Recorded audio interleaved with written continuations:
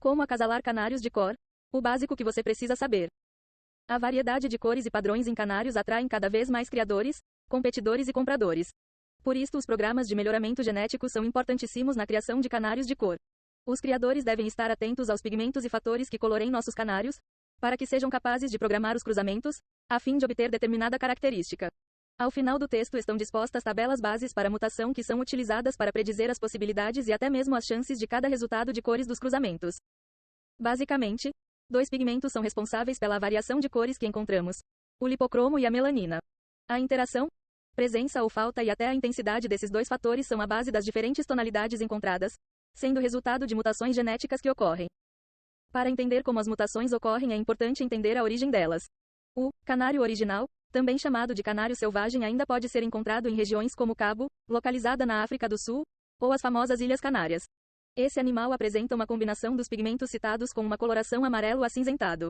Já outros canários, como o canário mosaico, intenso e branco, possuem coloração clara e derivam todos de uma linhagem de pássaros livres de melanina. Entretanto, são diferentes em algumas variáveis características do próprio animal, uma vez que existem mutações diferentes no fator lipocromo de cada um.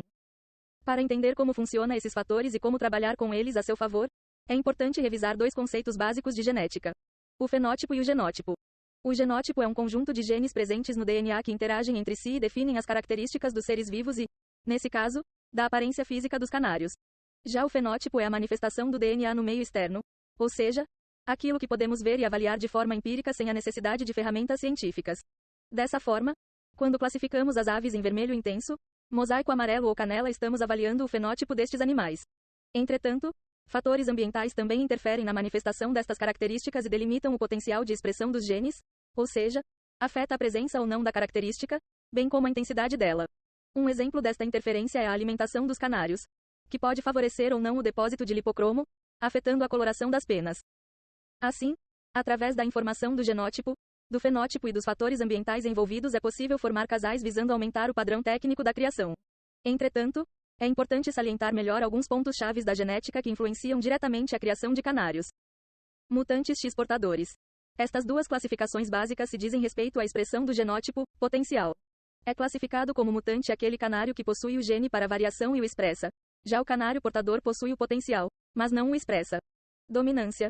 Os genes seguem uma espécie de hierarquia e a partir dela tem-se genes recessivos e dominantes. O gene recessivo só irá expressar sua característica se o dominante não estiver presente. Assim, cada característica é definida pela relação de dominância entre o gene da mãe e do pai. Exemplificando, se a mãe envia um gene X, a letra maiúscula denota dominância, e o pai um gene X, minúsculo, logo, recessivo, a característica da mãe será expressa em detrimento da característica do pai. Herança ligada ao sexo. A definição de sexo nos canários é oposta à dos seres humanos. Ou seja, o sexo masculino é definido pela homozigose, ou seja, um par de genes idênticos, XX, e a fêmea é portadora do alelo ímpar, XY.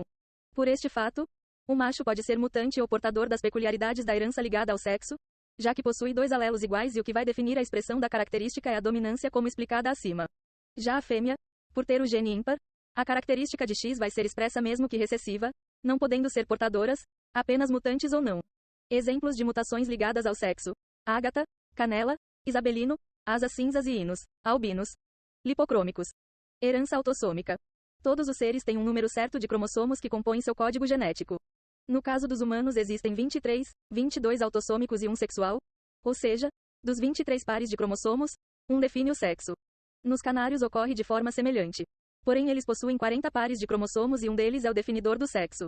Atualmente, existem 10 pares de cromossomos conhecidos que influenciam nas cores dos canários e, por proporção, 9 são cromossomos de herança autossômica e um cromossomo de herança ligada ao sexo. Para tentar predizer as possibilidades de cores de cada cruzamento deve-se adicionar informações importantes relacionadas com os fatores que serão modulados, tendo em vista que a qualidade e a procedência das informações são proporcionais à qualidade das inferências feitas sobre os resultados. A procedência dos canários e a assistência especializada facilitam e potencializam o processo a partir do delineamento de um programa de melhoramento genético. Como fazer um programa de melhoramento genético de sucesso? A VET Júnior pode te ajudar. 1. O projeto começa a partir de seu delineamento.